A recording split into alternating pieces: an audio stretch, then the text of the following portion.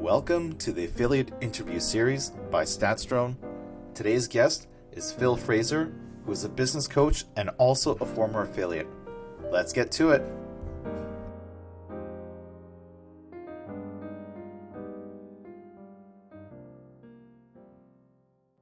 Okay, welcome to the affiliate interview series. I've got a guest with me today, Phil Fraser, who on his LinkedIn profile has former Mr. Online Bingo. Phil is a business coach, and I'm going to hand it over to Phil to tell us more about what you do now.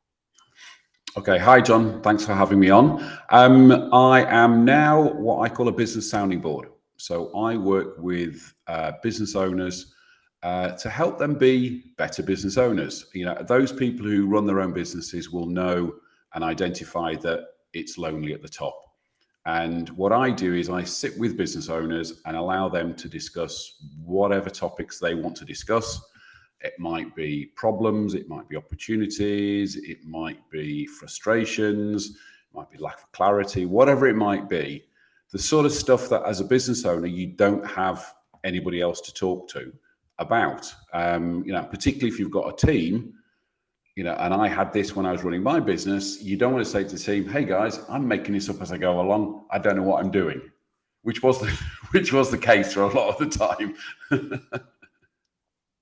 No, that's interesting. So I guess my next question is kind of like what led you towards becoming a business coach? Like you just mentioned the idea that, you kind of don't really want to tell your team that you're figuring this out as you go. But we know in the world of business, especially in our backgrounds in affiliate marketing, sometimes that's just the way. You don't really have a chance to calibrate and kind of look around and go, who can I compare myself to?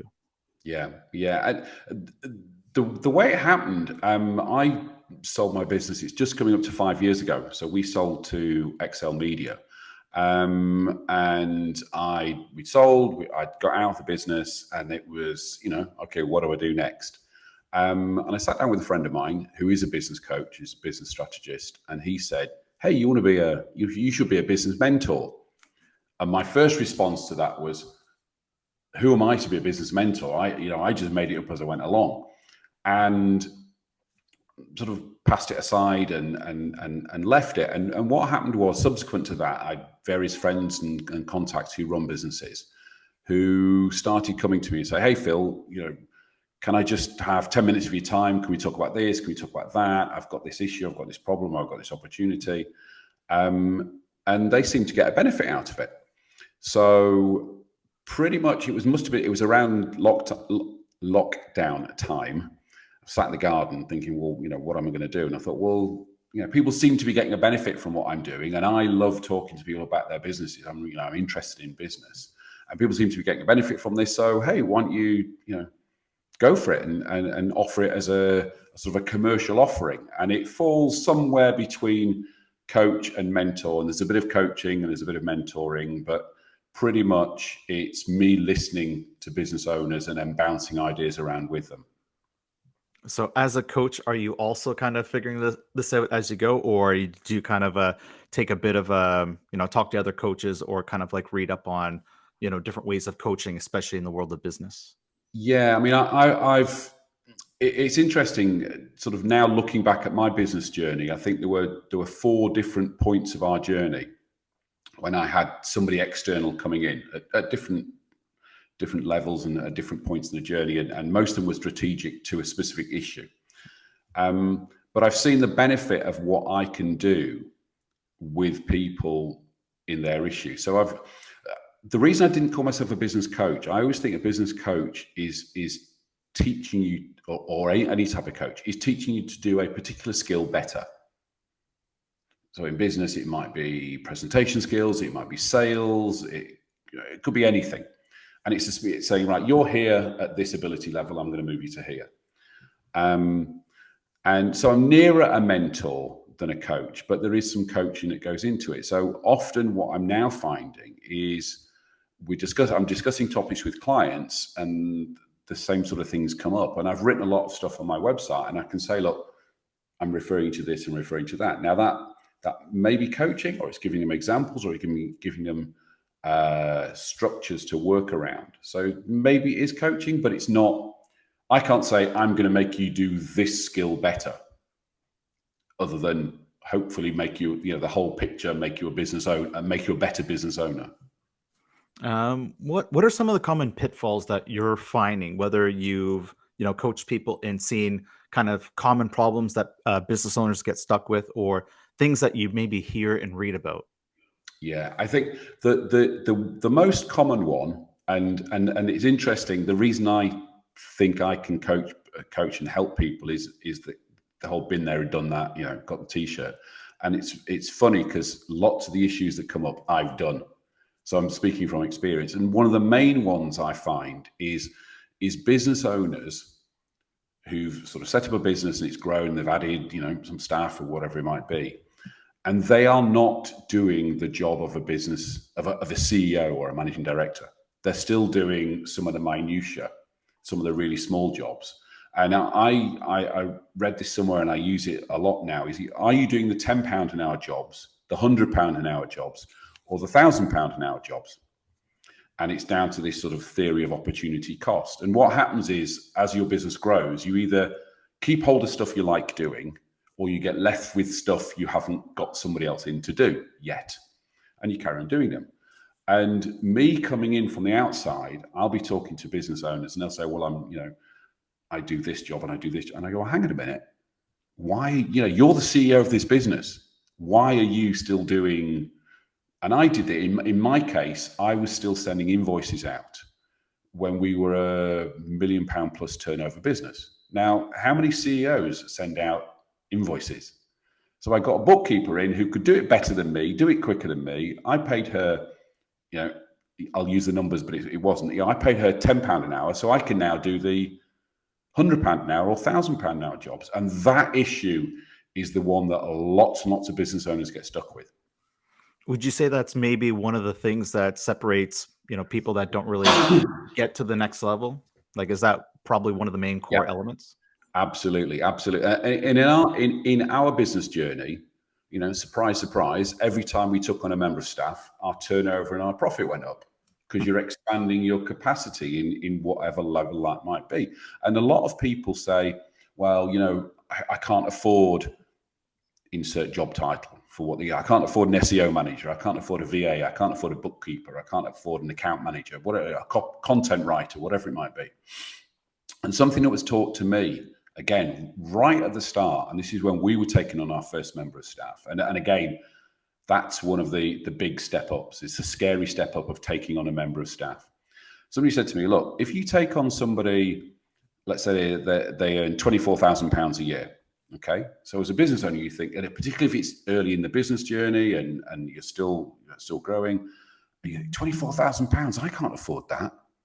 Actually, your exposure is only £2,000 because in most instances, it's a month, particularly the first 3 months when you're on probation, it's a month's notice. So actually your exposure, your risk is £2,000, not £24,000. And what will usually happen is in that first 1, 2, 3 months, you'll realize, geez, this is a really good idea. Because for that £2,000 a month I'm spending, I can now, as the business owner, make £4,000 a month because I'm doing the important stuff that I've handed over to this person because this person I've got in is doing some of the lesser stuff. And that's important, is just understanding what your role is as a CEO. And you can be a CEO with 2 people. But it's what your role is, Yeah, it's almost there's like some irony there where you can look at these things and from your point of view, you're like, this is obvious what you should do. But I think the things that a lot of business owners get stuck in is they're so immersed in their work that they can't take a step back, or they don't take time off to kind of reflect on the things that they need to look at. And sometimes you need an outside pair of eyes to actually point out the obvious, and maybe that's can be the thing that helps you pivot and make a drastic change, which is the obvious. Yeah, and it is, and a lot of what I do seems obvious because it's easy looking at somebody else. People could look at me and what I'm doing and go, Phil, you should be doing this, you should be doing that, and I'll be making obvious stuff. But looking outside in, you can say to people, really, this is glaringly obvious, this is glaringly obvious, this is glaringly obvious, and then. Or even it's actually not even saying this is glaringly obvious. It's often the case of just by discussing things with people, the penny drops, and then they go, ah, right, okay, now I can see. I will allow them to work out what their issue is without me telling them. So you obviously have a background in affiliate marketing, and I think that's your main, entry into the business world. Have you had a lot of mentors, or do you have any stories or situations you can share where someone's kind of given you that outside advice that's kind of given you a different look on your own business? Yeah, as I said, during our business journey, we had a number of people came in, and the one that probably made the biggest difference was somebody who came in towards the end of our business journey, and by which time we were quite a large business. There were lots of stuff going on, and he did a fascinating 360 with every member of the team, which I've now done subsequently with a couple of my clients, where he sat down with each individual member of the team and said, what's good, what's bad, but sort of like a SWOT analysis of the business to each person, and then presented back the findings to me. So it wasn't, he said, she said. It was like, this is the general trend. Most of your team are saying this, or most of your team are saying that. And one of the key things that came back was I was the problem. I was one of the problems. I was stopping the business growing by, and again, many executives and many business owners will recognize this, is as an entrepreneur, you see ideas everywhere. Here's an idea, here's an idea, here's an idea. So I'd come in on a Monday morning and go, hey, guy, I've got this great idea. I saw something over the weekend. We're going to do this. Or I've bought in the affiliate market, and every affiliate will recognize this one. I've bought this brilliant domain. I've got a great idea what to do with it.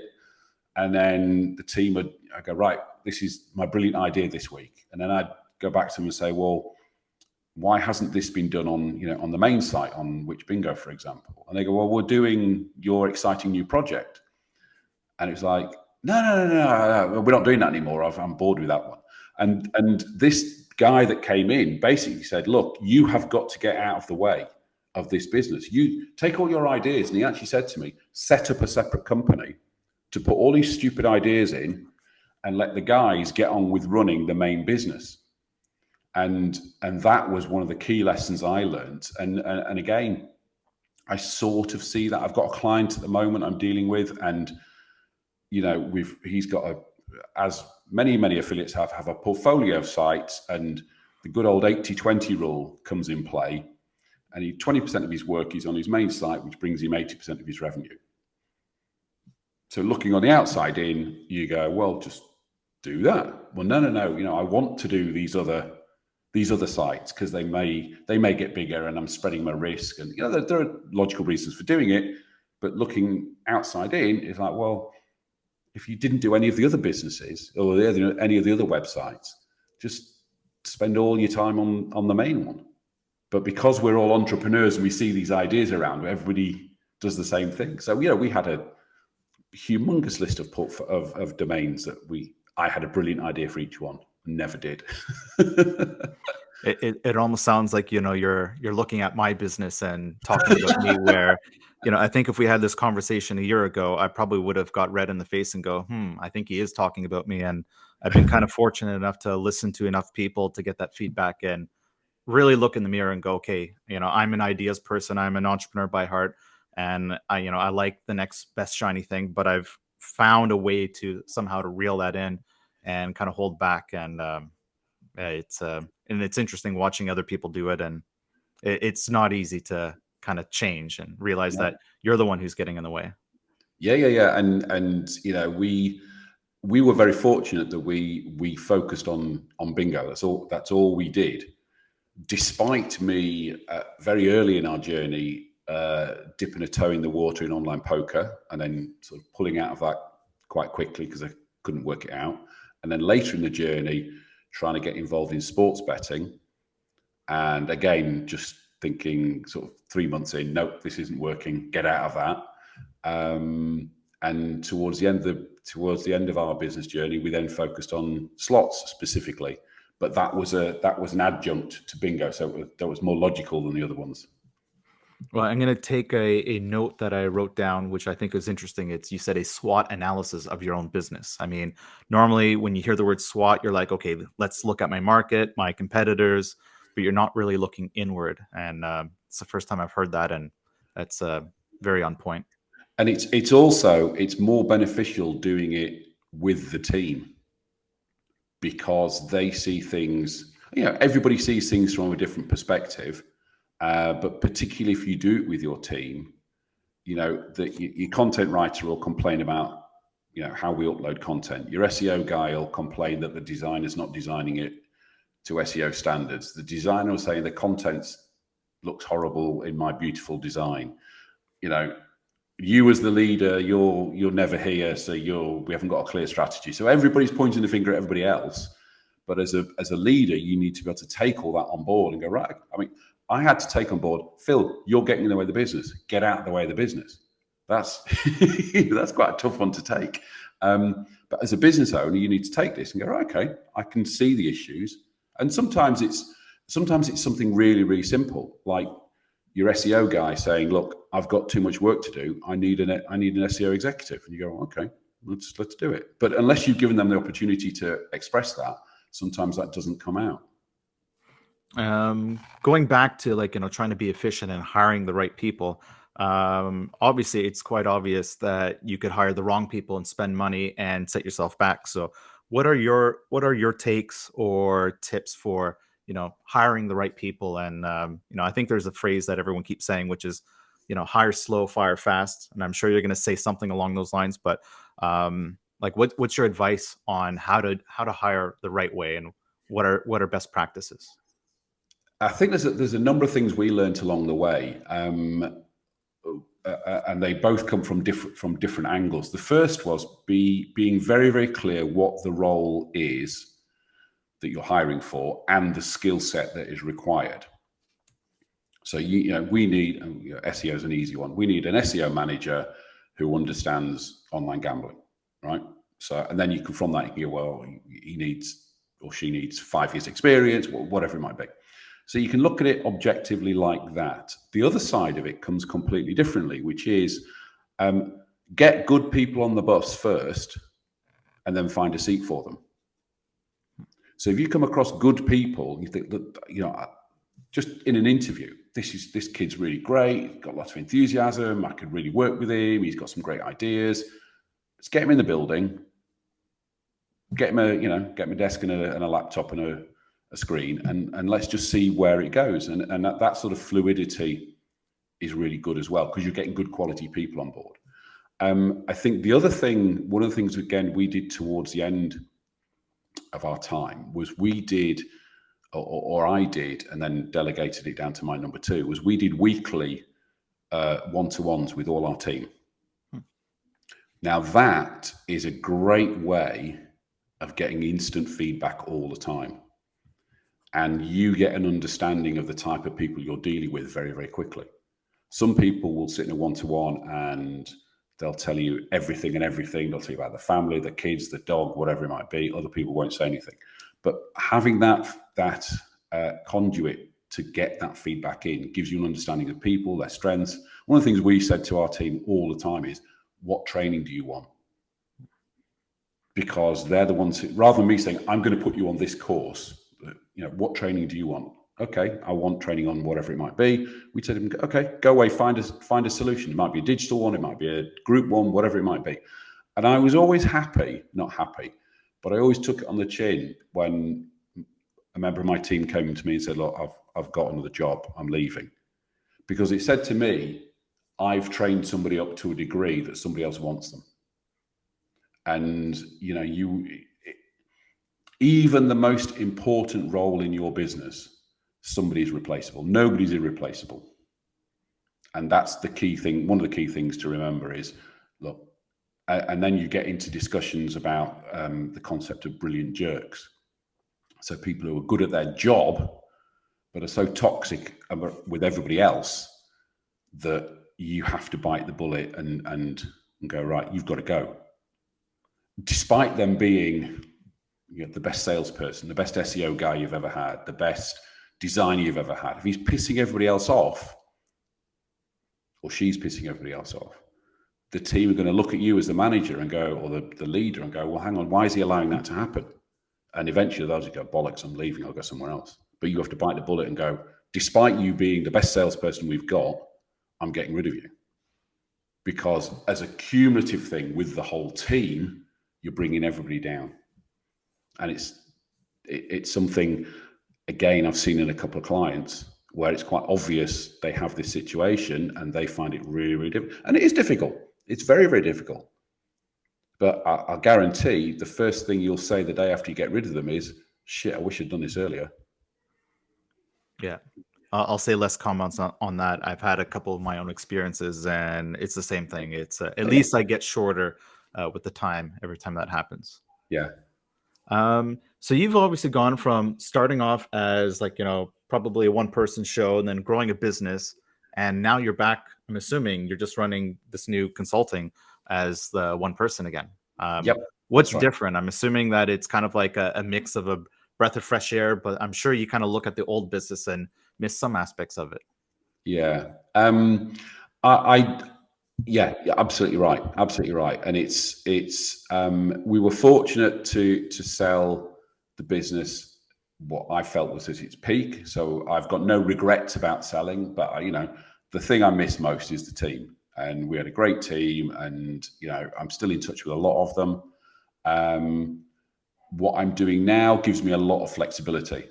So I've got nobody looking at me going, even when it's my business, and I might go to the gym and then turn up at 11 o'clock in the office, and even if it's my business, I'm the boss. You can still see them going, it's 11 o'clock. Where have you been?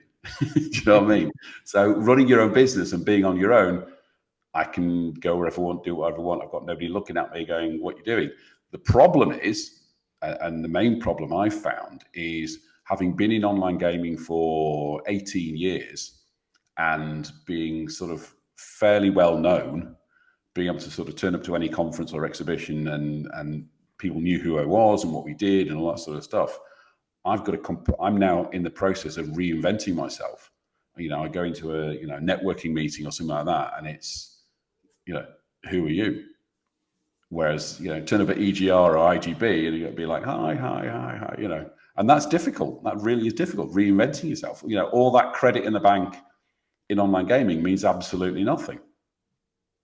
I'm sure it still is there. I know if you show up to these conferences, people will be like, oh, where you've been and, what are you up to? It's there's always going to be an evolution of everyone in the entire industry. Yeah. And whilst I've stepped out of the industry, I've got a couple of clients who have come from the industry. So I'm still, I keep one eye on what's going on. Yeah. So what is your story in getting started in the bingo space? Like, how did that happen? I'm sure a lot of people, rewinding time back, like up to 20 years ago, people are like, online gambling, online bingo. Like, people understood casino and sports betting, but bingo, I think, was like a whole level of crazy back then. So how did this all start? So my story goes all the way back to 2000. So I was hired by William Hill to launch what was their first ever online casino. And while I was at William Hill, we came across online bingo as a product. And it was only in the US at the time. So I was tasked with doing a presentation to the board, strengths, weaknesses, should we do it, should we not get into it, whatever it might be, which I did. And then William Hill decided at that time not to get into it. Fair enough. Yeah. They were making loads of money on sportsbook at the time because they were quite early into the market. That was fine. I left at the end of that year and started just working as a consultant in online gaming because I had a year's experience. And back in 2001, that was like, wow, this guy knows what he's talking about. And somebody came to me and said, I want to get into online gaming. It's obviously a growing market. What do you recommend? So I said to them, you want to get into online bingo, next big thing. And almost 24, 48 hours later, I was thinking, well, hang on a minute. I'm advising him to get into online bingo. Why don't I do it?